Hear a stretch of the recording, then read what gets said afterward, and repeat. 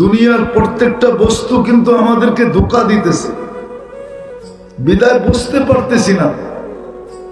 দুনিয়াটা বুঝি বটে, কিন্তু মৃত্যুর পরে যে কি হবে এটা বুঝিও না, বুঝতে চেষ্টাও করি না, অ্যানালাইসিসও চিন্তাও করি না, চলতেছে জীবন। কিন্তু আসলে আখিরাত এত সহজ না। সহজ যদি হইতো তাহলে হাজারো কোটি মানুষকে কাদায় দিত না। আমরা তো ভাবি আমরাই বড় বুদ্ধিমান, শিক্ষিত, এটা সেটা। এটা আমাদের নিচু ভাবনা। রাগ হয়ে যাবেন বলবো? বলবো না? রাগ হয়ে যাবেন? দুনিয়ার যত বড় শিক্ষাই হোক না কেন, এটাকে সাধারণ শিক্ষা বলে, জেনারেল, ঠিক না? জেনারেলের ইংলিশে বাংলা তর্জমা কি? কি সাধারণ নিয়ে কি গৌরব করা যায় নাকি? তাহলে আপনি সাধারণ বিদ্যা নিয়ে গৌরব করেন কি করে? আমাকে বুঝান। আপনাদের শব্দই তো হলো জেনারেল। জেনারেল মানে সাধারণ, এটা নিয়ে গৌরব করে কি করে? অথচ সাহাবাদের কাছে ছিল তো অসাধারণ। নাইলে ওনারা ম্যাককে অনুগত্য করলেন কি করে? আমাকে বুঝান। দুনিয়ার টেকনোলজি সমৃদ্ধ, কিন্তু ম্যাককে অনুগত্য করে দেখা দেয়। ওনারা তো ম্যাককে অনুগত্য করছেন, টোকা দিয়া ভূমিকম্প দূরীভূত করছেন, হাতের ইশারায় অগ্নিগিরিকে পাহাড়ে আবদ্ধ করছেন।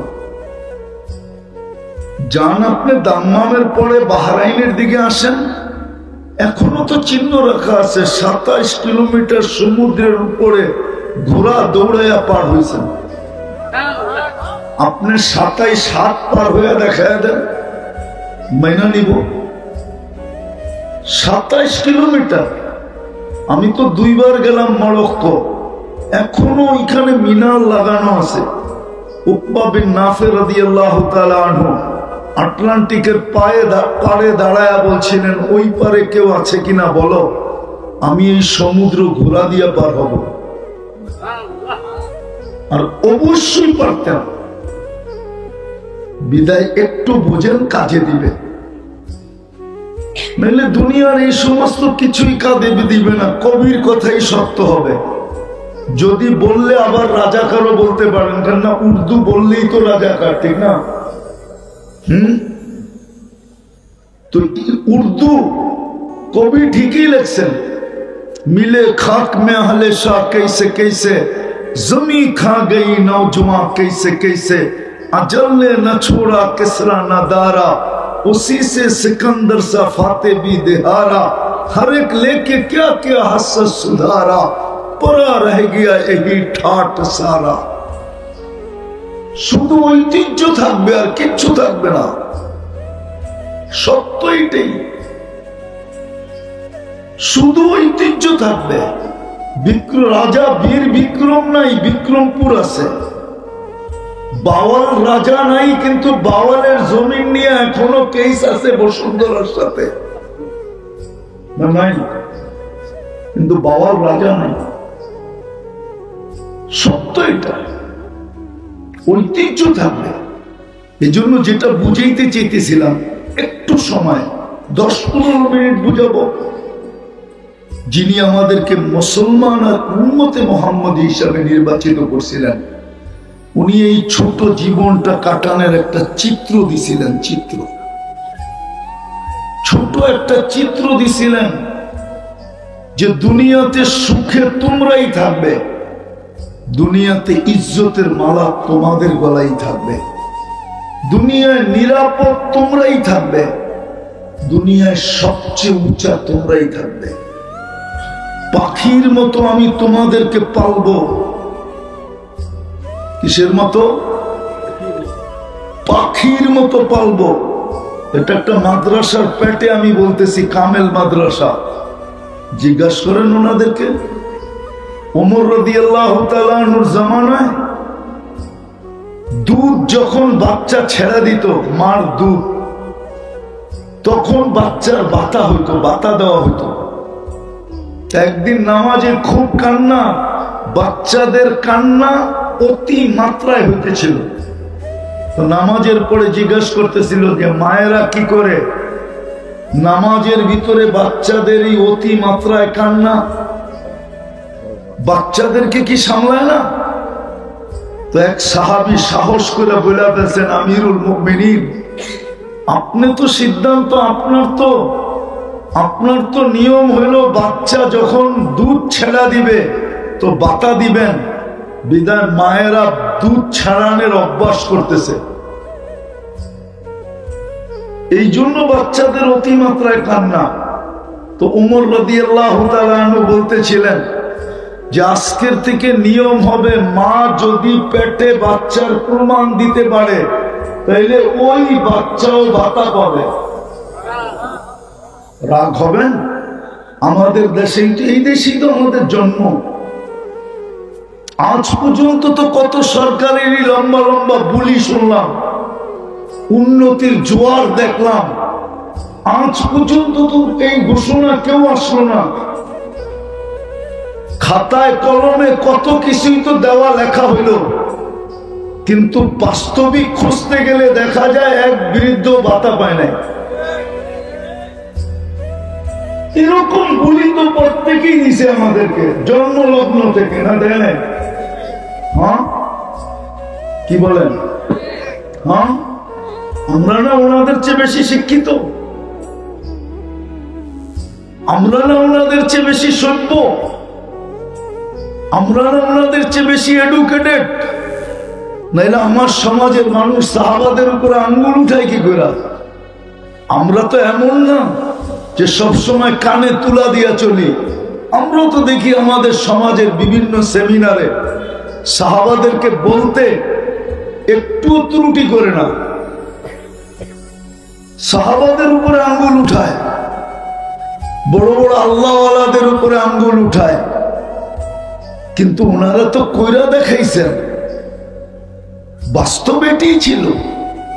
তো যেটা বুঝাইতেছিলাম, যিনি আমাদেরকে মুসলমান আর উম্মতে মুহাম্মদী হিসাবে নির্বাচিত করছেন, এই ছোট জীবনটা, 60-70 বৎসরের জীবনটায় আমাদেরকে একটা সুখের চিত্র দিছিলেন। চিত্র, তোমরাই উপরে থাকবে, তোমরাই নিরাপত্তার চাদরে থাকবে,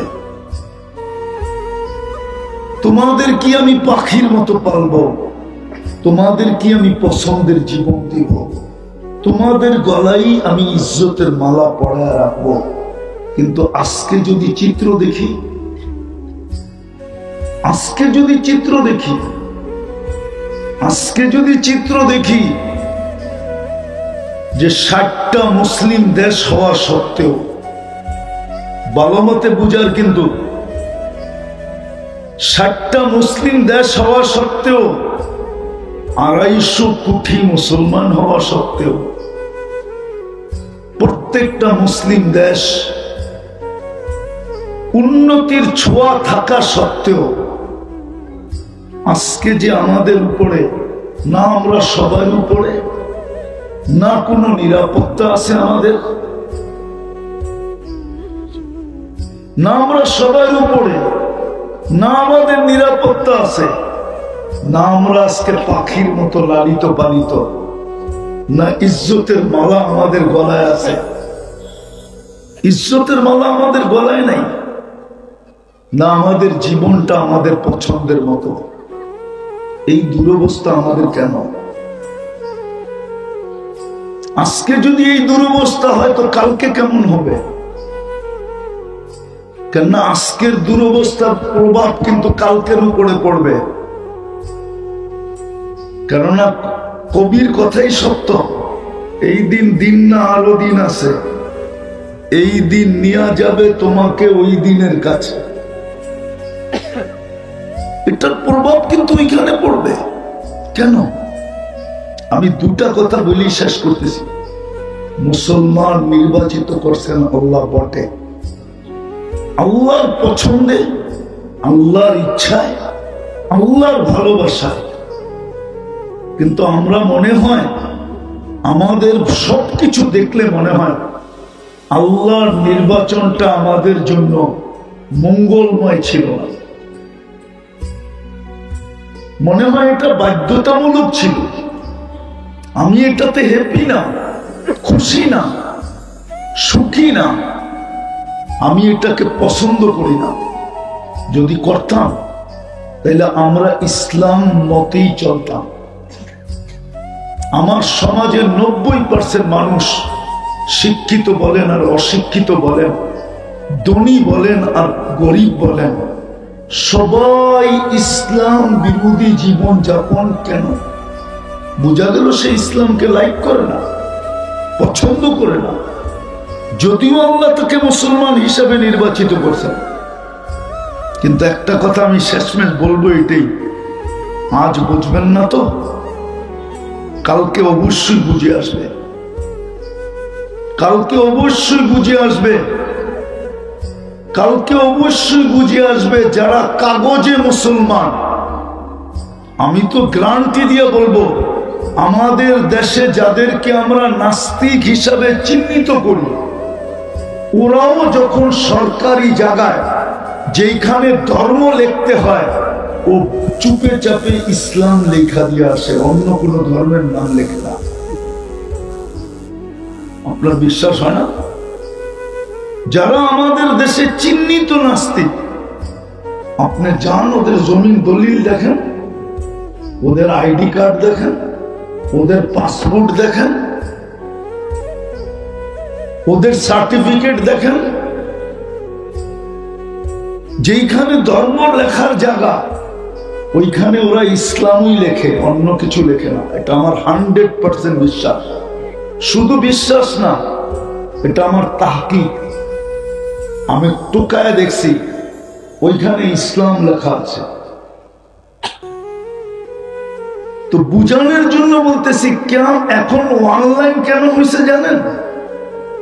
অনলাইন এটা মুসলমানের চাল না, অনলাইন এটা ইন্টারন্যাশনাল একটা চাল, যাতে মুসলমানের পায়খানার ডাটা পর্যন্ত ওদের কাছে থাকে, যে পায়খানায় কতক্ষণ বসে থাকে, কখন কোথায় কি করে। আমি কথা বলতেছি না, ইচ্ছা করলে স্যাটেলাইট পুরা দেখাবে, পুরা শোনাবে।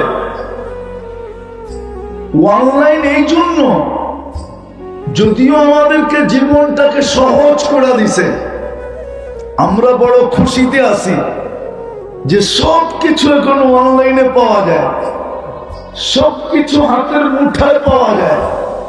মানি আমি বটে, কিন্তু এটাও সত্য, আপনার পুরা ডাটা চলে গেছে অন্য জায়গায়,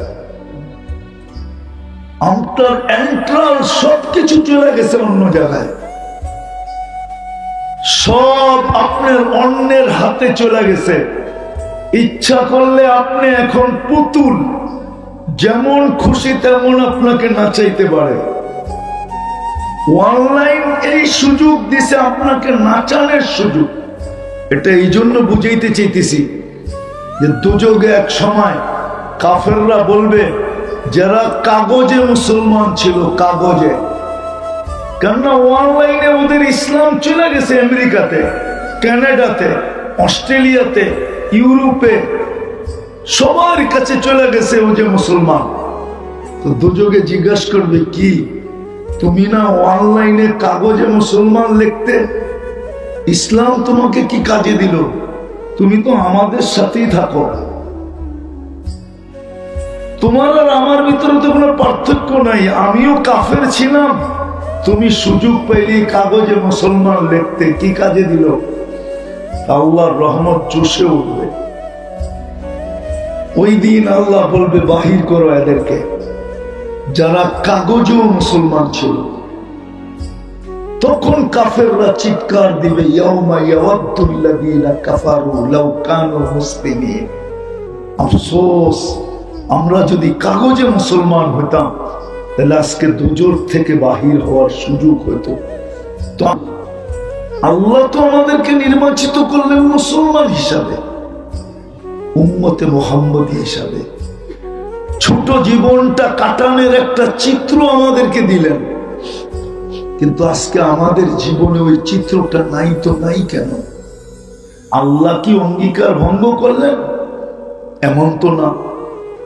আল্লাহ তো কখনো অঙ্গীকার ভঙ্গ করতে পারেন না। তাইলে বোঝা গেল আমি মুসলমান বটে, স্বীকার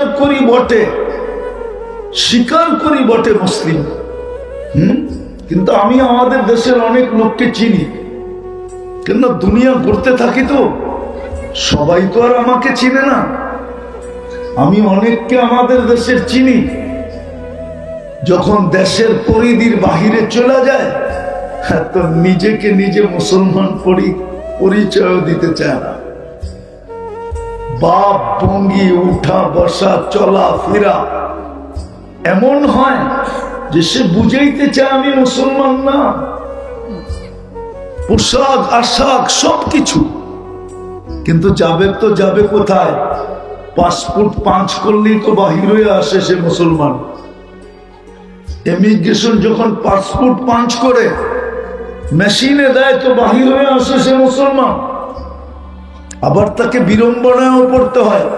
আমি চিনি বাংলাদেশের কয়েকজনকে, ছোটখাটো না অনেক বড়, যাদেরকে আমি এয়ারপোর্টে বিড়ম্বনার শিকার হইতে দেখছি। 2-2, 3-3, 4-4, 5-5। একদিন তো আমার সাথে একজন 6 ঘন্টা বিড়ম্বনায় পড়ছে। আমি তো 2 মিনিটও পড়ি না, কারণ আমার পাসপোর্টে যা লেখা ছিল শরীরেও তা আছে। ওনার পাসপোর্টে লেখা ছিল, ওনার শরীরেও ছিল না, আর উনি পরিচয় দিতেও চাইতেছিলেন না। আল্লাহর কাজ তো আল্লাহই করে, ঠিক না? তো যেটা বুঝাইতে চাইতেছিলাম যে মুসলমান হিসাবে নির্বাচিত জীবন, এই ছোট জীবনটার সুখে কাটানোর জন্য তো আল্লাহ একটা চিত্র আমাদেরকে দিয়েছিলেন। আজকে ওই চিত্রটা আমাদের জীবনে নাই কেন? আল্লাহ কি অঙ্গীকার ভঙ্গ করলেন? না। বুঝা গেল আল্লাহ আমাকে মুসলমান হিসাবে নির্বাচিত করছেন বটে, কিন্তু ইসলামের ছাপ আমি আমার ভিতরে রাখি নাই। অঙ্গীকার ছিল যদি তোমার ভিতরে ইসলামের ছাপ থাকবে, ইসলাম তোমার ভিতরে যদি থাকবে, তাইলে তোমাকে আমরা এই ছোট জীবনটায় সুখে কাটানোর জন্য এই চিত্র তোমাকে দিলাম। এই চিত্রই মিলবে, এটাই মিলবে, এটাই আল্লাহর অঙ্গীকার। কিন্তু আজকে উল্টা দেখতেছি কেন? আরেকটাও বলি, কোরআনে অঙ্গীকার ছিল ইন্না নানানসুরু রুসুলানা ওয়াল্লাযীনা আমানু। অঙ্গীকার ছিল আমি তোমাদেরকে সাহায্য করব, কিন্তু আজকের চিত্র যদি দেখি তাহলে একটা অঙ্গীকারও মুসলমানের পক্ষে নাই, অথচ সে মুসলমান। থাকবে তো থাকবে কি করে? আল্লাহ নির্বাচিত করছেন ইসলাম আমার জন্য, আমাকে করছেন ইসলামের জন্য, কিন্তু আজকে তো আমাদের জীবনে ইসলামের চিত্র নাই, ছাপ নাই। আপনি বলেন ছাপ নাই? আপনি আমাকে যুক্তি দিয়ে বোঝান। একটা শিক্ষিত মানুষকে মেধা কে দিছে? বলেন, কে দিছে? সে তো মেধার বলেই শিক্ষিত হয়েছে, ঠিক না? সত্য তো? বিসিএস ক্যাডার তো সে মেধার বলে, ঠিক না? মেধাটা কে দিছে? আপনাদের না প্রবাদ বাক্য, গাছে ফল আসলে ঝুঁকা যায়? এক বিসিএস ক্যাডারের উচিত তো ছিল সারাদিন আল্লাহ আল্লাহ বলা, সারাদিন না বলা, সারাদিনে 200-400 বার বলা। কিন্তু একজনও তো এখানে নাই ডেলি 100 বার আল্লাহ বলে। বলুক যে আমি ডেলি 100 বার আল্লাহ বলি। 2-4 জন হবে, বেশি না। কিন্তু সারাদিন বক্করি কাট্টা। কুরআন তো বলতেছিল ওমা জাযাউল ইহসানি ইল্লাল ইহসান, আহসিন কামা আহসানাল্লাহু ইলাইক। তা আমি যেটা বুঝাইতেছিলাম, আজকে আমাদের দুরবস্থার কারণ আমরা মুসলমান বলি বটে, কিন্তু ইসলামের চিহ্ন নাই, ইসলামের ছাপ নাই। উম্মত বলি বটে, কিন্তু নবীর আদর্শ নাই।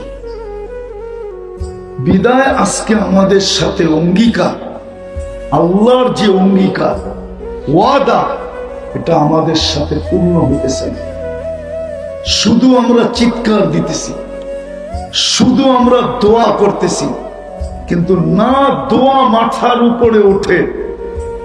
ইব্রাহিম ইবনে আদম রহমতুল্লাহ আলাইহিকে জিজ্ঞাসা করছিলেন ওই যুগে 1000 বছর আগে, যে ইব্রাহিম, বসরার মানুষ জিজ্ঞাসা করছিলেন, ইব্রাহিম দোয়া তো করি, কবুল তো হয় না।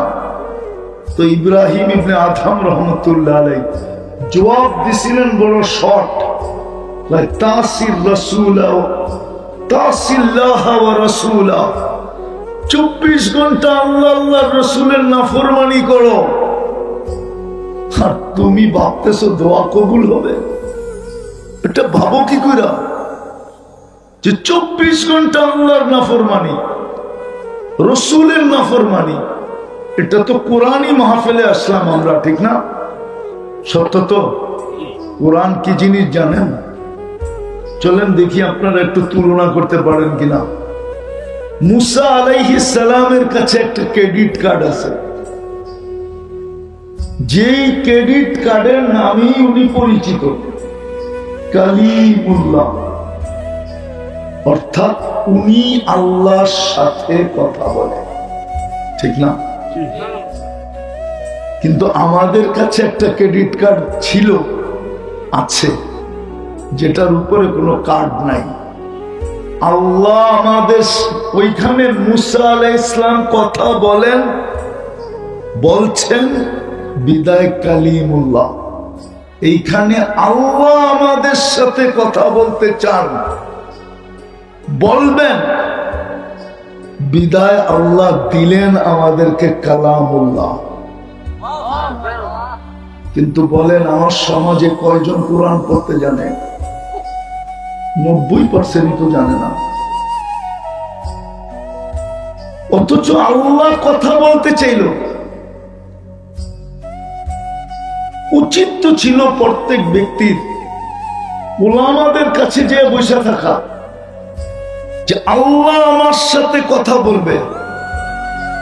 রাগ হয়ে যাবে? হ্যাঁ হ্যাঁ, হায় হায় হায়, আমরা দেখছি তো, দেখতেছি, আরো দেখবো যদি বেঁচে থাকে। বেঁচে থাকি অতীত 15 বছর দেখছি, নেত্রীর সাথে একটু কথা বলতে পারলে মনে হয় যে জান্নাতুল ফেরদাউসুল আলা পেয়ে গেছে। শুধু নেত্রীর সাথে একটু মুখ লাগাইতে পারলে, নেত্রী যদি ওনার নামটা একটু মুখে কখনো নিছেন, তাহলে ভাবতে ছিলেন আমি সব পেয়ে গেছি। একজন মানুষ, আপনি সৃষ্টি করতে, আল্লাহ আপনার সাথে কথা বলতে চায়, চিনেন আল্লাহ? রাগ হয় না, আমরা শিক্ষিত বটে, অক্ষর জ্ঞান আমাদের কাছে আছে বটে, কিন্তু আজ পর্যন্ত আল্লাহ 99 নামের অর্থ দেখি নাই। দেখলে বুঝতেন আপনাকে অস্তিত্ব কে দিছে।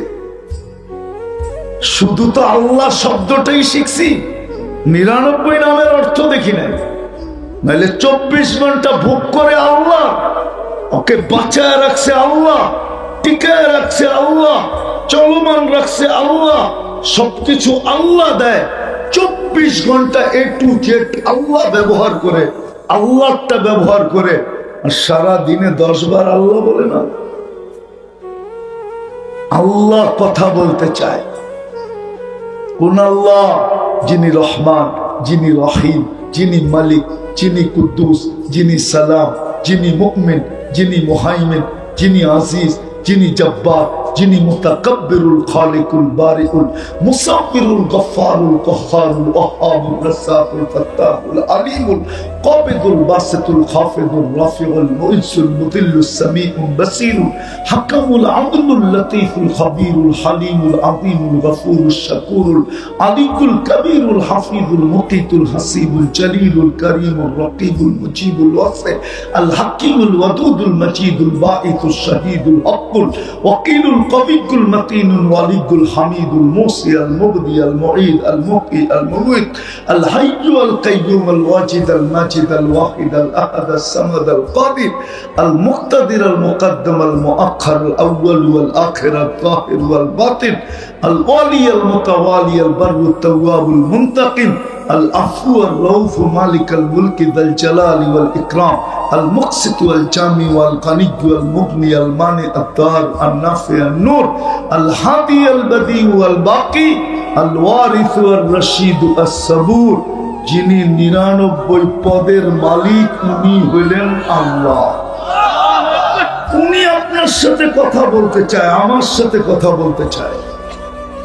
আলী রাদিয়াল্লাহু তাআলা আনহু তো এটাই চিৎকার দিছেন, তুমি যদি চাও আল্লাহ তোমার সাথে কথা বলুক, ফালি তাতলুল কোরআন আল কারীম, তুমি কোরআন পড়ো, আল্লাহ তোমার সাথে কথা বলবে।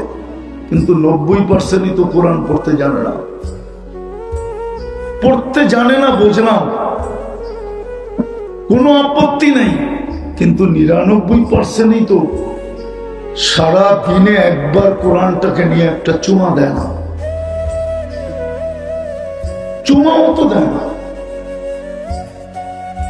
এই উম্মতের সাথে আল্লাহর কতটুকু ভালোবাসা ছিল আল্লাহ জানতেন না যে 90 ভাগ কোরআন পড়বে না? না জানতেন না? জানতেন না? জানেন না? জানতেন না? না, আল্লাহ কি এর এত শিক্ষায় শিক্ষিত? আল্লাহ জানতেন না? জানতেন না? তাইলে আরেকটা দেখাইতেছি কতটুকু ভালোবাসা আমাদের সাথে। আল্লাহ জানতেন যে 90 ভাগ পড়বে না, শিখবে না, তাইলে আল্লাহ কোরআন দিলেন কেন? তা আল্লাহ ব্যবস্থা করছে, পড়তে না পারো, কোরআনের সওয়াব ছাড়া, খতমের সওয়াব ছাড়া একজনও যেন আমার কাছে না আসুক। আল্লাহ পড়তেই পারি না, এটা সম্ভব কি করে হবে? তা আল্লাহ সূরা ইখলাস নাযিল করছেন। একবার পড়বে 10 পারা, দুইবার পড়বে 20 পারা, তিনবার পড়বে 30 পারা। রাগ হয়ে যাবেন?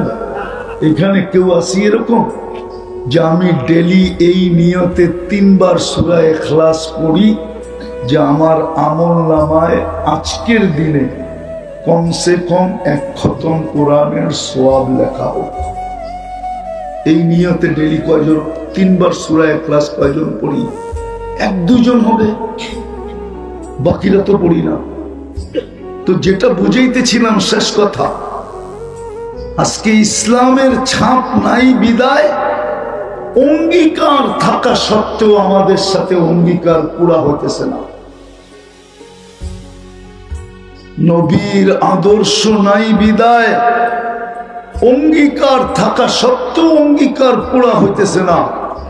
যদিও নির্বাচিত আমরা আল্লাহর পক্ষ থেকে, অঙ্গীকার আছে বটে, কিন্তু পুরা হইতেছে না কেন? ইসলামের ছাপ নাই, নবীর আদর্শ নাই। এই জন্যই আমাদের আজকে এই দুরবস্থা, কোন অঙ্গীকার আমাদের সাথে পুরা হইতেছে না। ইব্রাহিম ইবনে আদহাম রাহমাতুল্লাহ আলাইহি এটাই বলছিলেন, তাসিল্লাহ ওয়া রাসূলা, আল্লাহ আল্লাহর রাসূলের নাফরমানি করবে আর তুমি আশা করবে সুখে থাকবে। কে আমাদের সুখে আছে জীবন বলেন? এই জন্য আসেন, সুযোগ হাতে আছে এই উম্মতের জন্য। কণ্ঠনালীতে রু আসার পূর্ব মুহূর্ত পর্যন্ত আপনার আমার হাতে সুযোগ আছে। নাইলে কসম, খোদার কসম, আমারটা লেখা রাখেন, আপনি আজকে হয়তো বিনোদনের পাত্র হন নাই, কিন্তু কালকে আপনি বিনোদনের পাত্র হবেন। জান্নাতীরা জান্নাতে যাওয়ার পরে দুনিয়ার কিছু ব্যক্তিকে টোকায় টোকায় বাইর করবে আর জিজ্ঞাসা করবে, মা সালাকাকুম ফি সাকার, তোমরা এই জায়গায় পৌঁছলে কি করে? দুনিয়ায় তো তোমাদের দাপটে জমিন কাঁপতো, তোমাদের ইশারায় এদিক থেকে ওদিক হইতো, তোমাদের সামনে মুখ খোলার সুযোগ ছিল না, বড় আধিপত্য ছিল, ক্ষমতা ছিল, শক্তি ছিল, শিক্ষা ছিল, দীক্ষা ছিল, সবই তো তোমাদের কন্ট্রোলে ছিল। তোমরা এই জায়গায় পৌঁছলে কি করে? আপনি বিনোদনের পাত্র হবেন, বিনোদনের। জান্নাতীরা দুনিয়ার তাদের সমসাময়িক কিছু মানুষকে নিয়ে বিনোদন করবে, বিনোদন, ডেলি বিনোদন করবে, আর ওরা জবাব দিতে বাধ্য হবে। ওরা এটা জবাব দিবে না যে আমরা কাফের ছিলাম, ওরা জবাব দিবে লাম নাকু মিনাল মুসাল্লিন ওয়া লাম নাকু নুতঈমুল মিসকিন। কোরআন উঠায় দেখেন, ওরা বলতো মুসলমান তো ছিলাম, কিন্তু মোল্লাদের বাড়াবাড়ি আমাদের ভালো লাগতো না। আজকে যেরকম আমরা বলি, হুজুররা বেশি বাড়াবাড়ি করে। অনেকে বলে জীবন আমার, আমি যেমন খুশি তেমন কাটাবো। আপনার জীবন আপনি আমাকে লজিক দিয়ে বুঝান যে আপনার জীবন কি করে। কেউ যদি আমাকে প্রমাণ করে দিতে পারে লজিক দিয়া যে ওর জীবন, তো ওর জুতা আমার গাল। জীবন আপনার কি করে? আরে বলেন না, জীবনটা আপনার কি করে? যদি জীবনটা আপনার হইতো, এক সেকেন্ডের জন্য গতি থামায় দেখান তো, দেখান না, পারবেন? তা আপনার হলো কোথেকে? অনেক সময় বলে দেহটা আমার, আমি যেমন খুশি তেমন সাজাবো। দেহটা আপনার, প্রমাণ করে দেখান। দেহটা যদি আপনার হইতো, তাহলে আমার দাড়িগুলা পাকলো কি করে? আমি তো পাকা চাইতেছিলাম না। আমার দাঁতটা হেলে কি করে? আমি তো দাঁতটা হেলা চাইতেছিলাম না। আমার চামড়াগুলা ঘোষ পড়লো কি করে? ভাঁজ পড়লো কি করে? আমি তো ভাঁজ পড়া চাইতেছিলাম না। তাইলে বোঝা গেল দেহটার উপরে কন্ট্রোল আমার নেই। তা আমি কি করে বলি দেহটা আমার, জীবনটা আমার? আসেন, আজকে আমাদের দুরবস্থার কারণ এটাই। যদিও আমরা 250 কোটি, যদিও আমরা 60টা মুসলিম দেশ, যদিও মুসলিম দেশগুলা উন্নতির দিক দিয়ে অন্য অন্য দেশের থেকে কোনো পিছে নাই, এক তালে চলতেছে, সবকিছু থাকা সত্ত্বেও আজকে আমাদের এই ছোট জীবনটার যে চিত্র, দুর্বিষয় অবস্থা, এটা আমাদেরকে ভাবায়, কাদায়।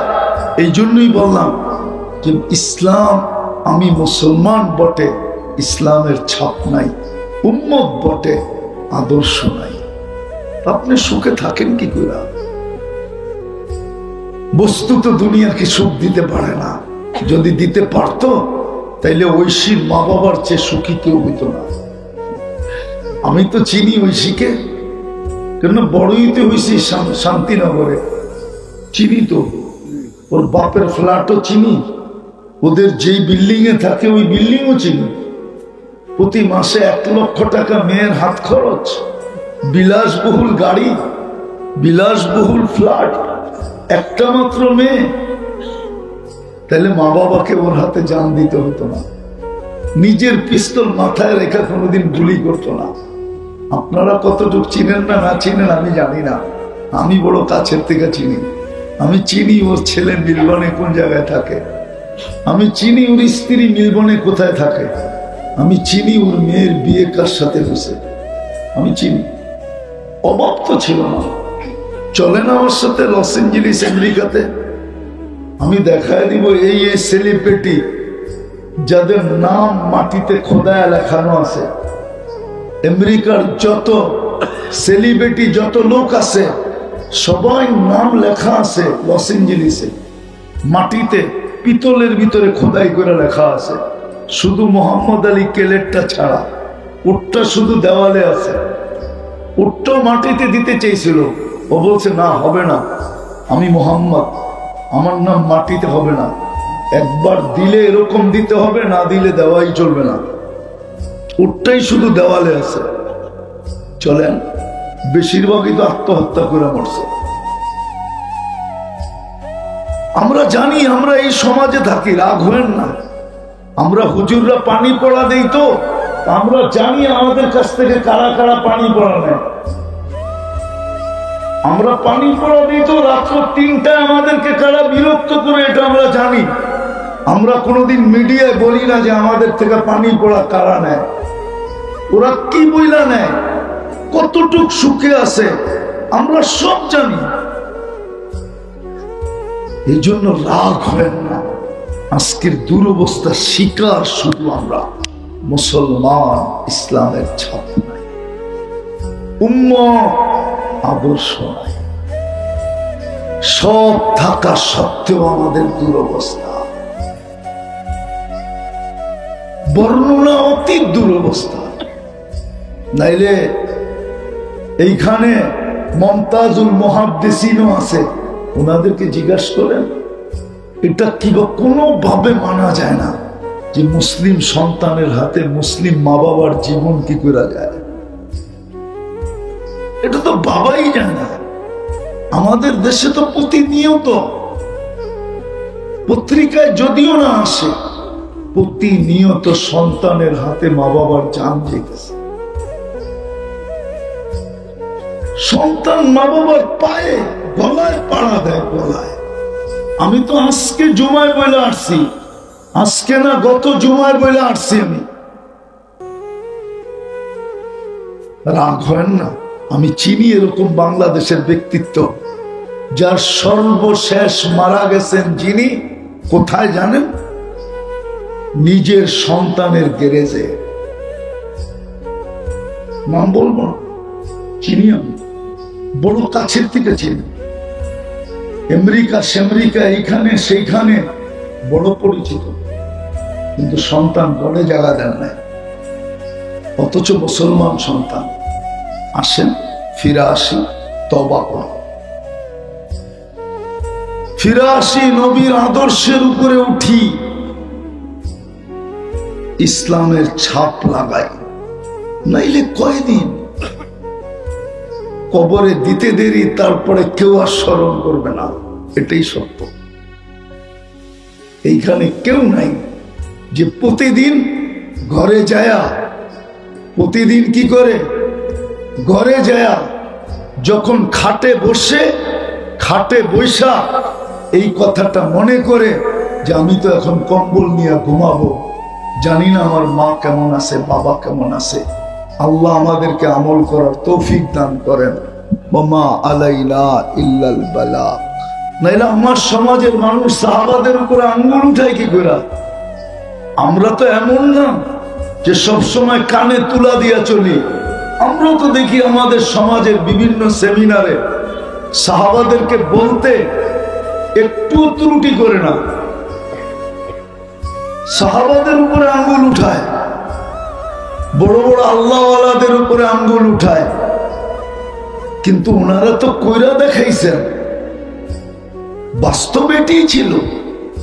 তো যেটা বুঝাইতেছিলাম, যিনি আমাদেরকে মুসলমান আর উম্মতে মুহাম্মদী হিসাবে নির্বাচিত করছেন, এই ছোট জীবনটা 60-70 বৎসরের জীবনটায় আমাদেরকে একটা সুখের চিত্র দিছিলেন। চিত্র, তোমরাই উপরে থাকবে, তোমরাই নিরাপত্তার চাদরে থাকবে, তোমাদের কি আমি পাখির মতো পালবো, তোমাদের কি আমি পছন্দের জীবন দিব, তোমাদের গলায় আমি ইজ্জতের মালা পরায় রাখবো। কিন্তু আজকে যদি চিত্র দেখি, আজকে যদি চিত্র দেখি, আজকে যদি চিত্র দেখি যে 60টা মুসলিম দেশ হওয়া সত্ত্বেও, ভালো মতে বুঝার, কিন্তু 60টা মুসলিম দেশ হওয়া সত্ত্বেও, 250 কোটি মুসলমান হওয়া সত্ত্বেও, প্রত্যেকটা মুসলিম দেশ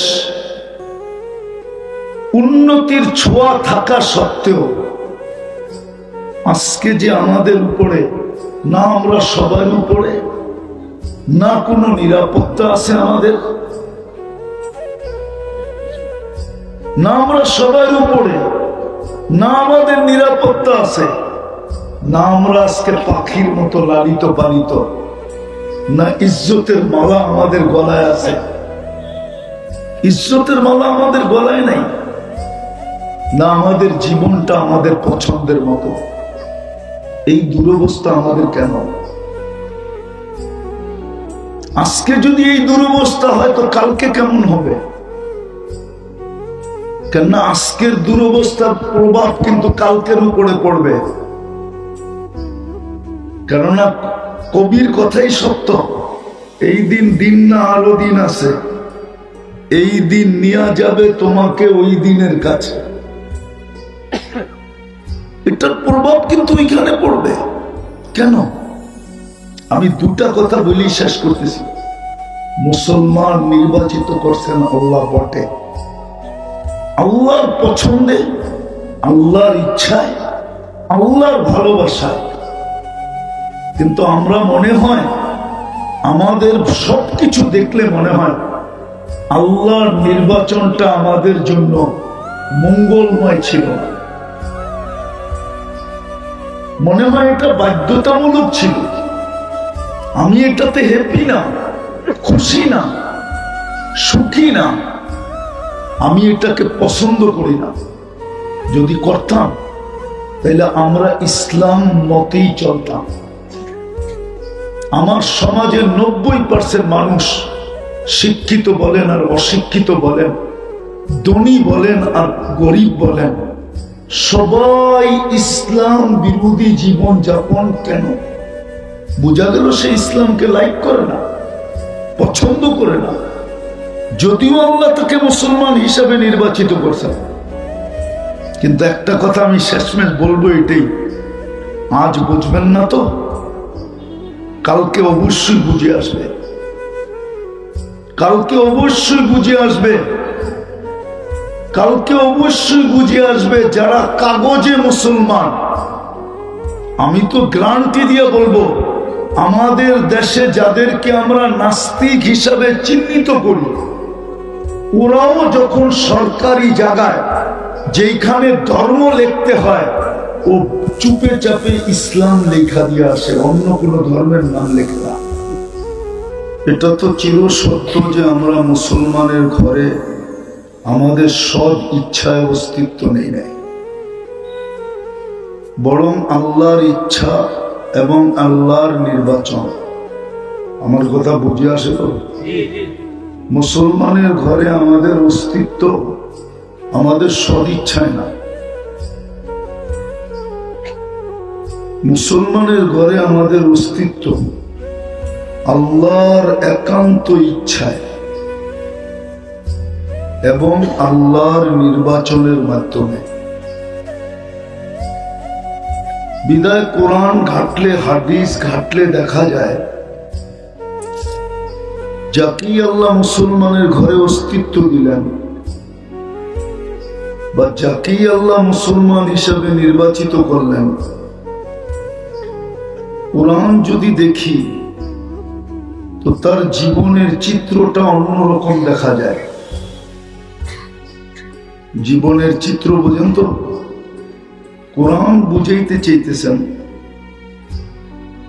কোরআন একটা চিত্র দিতেছেন আমাদেরকে, যারাই আমরা মুসলমান, বা আরেকটা শব্দ যোগ করতে পারেন, যারাই আমরা মুহাম্মদুর রাসূলুল্লাহ সাল্লাল্লাহু আলাইহি ওয়াসাল্লামের উম্মত, কোরআন আমাদের জন্য একটা চিত্র দিতেছে যে আমাদের এই 60-70 বছরের জীবনটা কেমন হবে, কিভাবে কাটবে। তো যদি কোরআনের চিত্রটা দেখি, বড় ধ্যান দিয়ে শুনতে হবে, কিন্তু নাইলে বুঝে আসবে না। আর কোরআনও বলে, ইদা কুরিয়াল কোরআন ফাস্তামিউ, এটা আল্লাহর আদেশ। কোরআনই কথা যখন শোনো তো তো পরিপূর্ণ মনোযোগ দিয়ে শুনো। আরেকটা আল্লাহর আদেশ আছে, ওয়ানসিতু, বিলকুল পরিবেশটাকে নিঝুম বানায় শুনো, তাইলে তুমি পুরস্কারের অধিকারী হবে। লাআল্লাকুম তুরহামুন, এই দিকে ইঙ্গিত যে তাইলে তুমি পুরস্কার পাবে, নাইলে কিন্তু পুরস্কার পাবে না। আর পুরস্কার স্বয়ং আল্লাহ দিবে। কে দিবে? আল্লাহ। বিদায় মনোযোগ দিতে হবে। যিনি আমাদেরকে মুসলমান হিসাবে নির্বাচিত করলেন, যিনি আমাদেরকে উম্মতে মুহাম্মাদী হিসাবে বাছাইকৃতভাবে নির্বাচিত করলেন, আমরা কিন্তু বাছাইকৃত, বাছাই বুঝেন? সমগ্র মানব জাতির ভিতরে সর্বপ্রথম আল্লাহ আমাদেরকেই বাছাই করছেন। আমাদের বাছাইয়ের পরে যা ছিল ওটা শুধু বন্টিত হয়েছে। ১৬ লক্ষ নবীদের মাঝে আল্লাহ বন্টন করে দিয়েছেন। হ্যাঁ, বন্টন করতে করতে করতে একটা পর্ব এরকমও আসছে যে নবীদের ভিতরে এরকমও কেউ কেউ ছিলেন যিনি একজন উম্মত ভাগে পান নাই।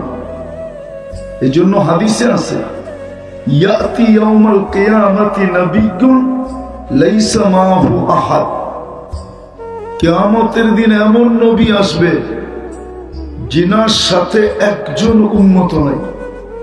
তো যেটা বুঝাইতেছিলাম, আমাদেরকে বাছাইকৃতভাবে নির্বাচিত করছেন। বিদায় এই দুই নির্বাচনের কারণে এই ছোট জীবনটা আমাদেরকে একটা চিত্র দিচ্ছেন, চিত্র, যে আমাদের এই ছোট জীবনটার চিত্র কিরকম হবে। দুই চারটা দেখাই, টাইম অল্প, সব দেখানো যাবে না। চিত্র কোরআন দিছিলেন, আনতুমুল আলাউনা, তোমরা সবার উপরে থাকবে। দ্বিতীয় চিত্র দিছিলেন, উলাইকা লাহুমুল আমান, নিরাপত্তার চাদরের নিচেই তোমাদেরকে রাখবো। রিজকান কারীমা, ক্লান্তিহীন রিজিক পাখির মতো আমি তোমাদেরকে পালবো। হায়াতান তাইয়্যিবা, তোমাদের পছন্দের জীবন হবে। ভালো মতে কিন্তু এদিকে পঞ্চম দেখাইতেছি, ইজ্জতের মালা তোমাদের গলায় থাকবে। ইন্নাল ইজ্জাতা লিল্লাহি ওয়া লিরাসূলিহি ওয়া লিল মুমিনিন। কিন্তু আজকে যদি আমি চিত্র দেখি, এটা তো বাস্তব চিত্র ছিল। যাদেরকেই আল্লাহ মুসলমান হিসাবে নির্বাচিত করছেন, যাদেরকে আল্লাহ উম্মতে মুহাম্মদী বানাইছেন, তাদেরকে এই ছোট জীবনটা কাটানোর একটা চিত্র দিছিলেন। ভালো মতে ধ্যান দিয়া কিন্তু চলে যেতে হবে, থাকার সুযোগ এখানে নাই। আবার পুঙ্খানুপুঙ্খানু যদি জবাবের সম্মুখীন হই, তাহলে প্রত্যেকটা শ্বাসের হিসাব দিতে হবে, বাঁচার কোনো সুযোগ নাই। যদি জিনিসটা সহজই হইতো, আখেরাতটা যদি সহজই হইতো, মৃত্যুর পরের জীবনটা যদি সহজ হইতো, তাহলে মুহাম্মদুর রাসূলুল্লাহকে কোনোদিন কাঁদাইতো না। উনি এই কথা কোনোদিন বলতেন না, সাইয়াবাতনি, আমাকে বুড়া বানায় দিছে, বুড়া। আজকাল আমাদের বিবেক আমাদেরকে ধোঁকা দেয়, আমাদের বুদ্ধি আমাদেরকে ধোঁকা দেয়, আমাদের বিদ্যা আমাদেরকে ধোঁকা দিতেছে, আমাদের পরিবেশ আমাদেরকে ধোঁকা দিতেছে। এই উম্মত যদি একটা কাজই করত, দুটা কাজই করত, যে কিছু করতে পারি না, ডেলি যদি আল্লাহর কাছে তওবা করত, আদম আলাইহিস সালাম তো বলতেছে উম্মতে মুহাম্মদীর কার সাথে এরকমই পীড়িত আপনার। বলছে কেন? আমি একটা ভুল করতে দেরি জান্নাত থেকে বাহির করতে দেরি করেন নাই। উম্মতে মুহাম্মদী তো সারাদিন গুনাহ করবে, রাত্রে তো ডাইকা ডাইকা গুনাহ মাফ করবেন, আবার জান্নাতও হাতে উঠায়া দিবেন। এখন কি আল্লাহ ডাকতেছে না হাল মিন মুস্তাগফির ফাগফির আলাহ? এখন কি ডাকতেছে না? না ডাকতেছে না? কেমন মোহাব্বত, কেমন ভালোবাসা, কেমন পীড়িত, যার কারণে পাইলাম। একটা কাজ যদি করতো, কিছু করতে পারে না, সারাদিন যদি তওবা করতো, নাইলে ঘুমানোর সময় তওবা, নাইলে উঠা তওবা, কিছু করতে পারে না যদি একটা কাজ করতো। 5 বার ডেলি আল্লাহ ডাকে। কে ডাকে? কে ডাকে? কে ডাকে? আরে কোন আল্লাহ ডাকে?